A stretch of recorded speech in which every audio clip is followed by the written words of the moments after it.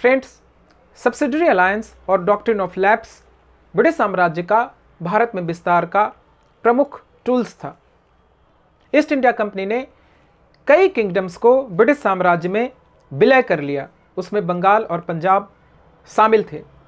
लेकिन अनेकों ऐसे किंगडम्स थे जिसे कि सब्सिडरी अलायंस के द्वारा कंट्रोल में लाया गया।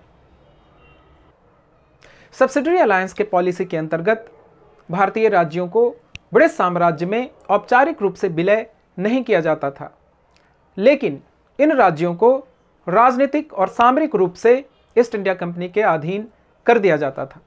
सुरक्षा के नाम पर ईस्ट इंडिया कंपनी अपने सैनिकों को इन राज्यों में तैनात कर देती थी, जिसका खर्च इन राज्यों को उठाना पड़ता था। ईस्ट इंडिया कंपनी के सैनिकों का खर्च बहुत ही ज़्यादा हुआ करता था, जिसका वहन करने में कई बार सहायक राज्य सक्षम नहीं हुआ करते थे। इस कारण से कई बार सहायक राज्यों को अपनी भूमि ईस्ट इंडिया कंपनी के हवाले करनी पड़ती थी। इसके अलावा ईस्ट इंडिया कंपनी सहायक राज्यों में अपना रेसिडेंट अपॉइंट कर देती थी, जो कि उनके प्रशासन पर नज़र रखा करता था। सहायक राज्य अपनी विदेश नीति की स्वतंत्रता भी खो देते थे। इस तरीके से सहायक संधि सहायक राज्यों को पूरी तरीके से ईस्ट इंडिया कंपनी पे डिपेंडेंट कर देता था। रिचर्ड बेलेजली ने सब्सिडरी अलायंस के पॉलिसी को काफ़ी बढ़ावा दिया। रिचर्ड बेलेजली 1798 ईस्वी से लेकर के 1805 ईस्वी तक गवर्नर जनरल थे।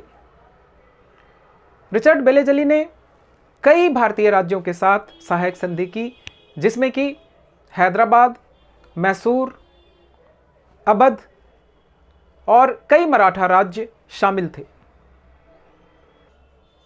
डलहौजी ने डॉक्ट्रिन ऑफ लैप्स पॉलिसी को इंट्रोड्यूस किया। डलहौजी 1848 ईस्वी से लेकर के 1856 ईस्वी तक भारत का गवर्नर जनरल था। डलहौजी ने पॉलिसी बनाई कि अगर किसी भारतीय राज्य का मेल उत्तराधिकारी नहीं है तो उसे ब्रिटिश साम्राज्य में मिला लिया जाएगा। डलहौजी ने एडॉप्टेड सन को रिकॉग्नाइज करने से इनकार कर दिया। इस पॉलिसी के अंतर्गत कई राज्यों को ब्रिटिश साम्राज्य में मिला लिया गया, उसमें सतारा, झांसी शामिल थे। 1947 में जब भारत स्वतंत्र हुआ, उस समय भारत में 500 से भी ज़्यादा प्रिंसली एस्टेट्स थे।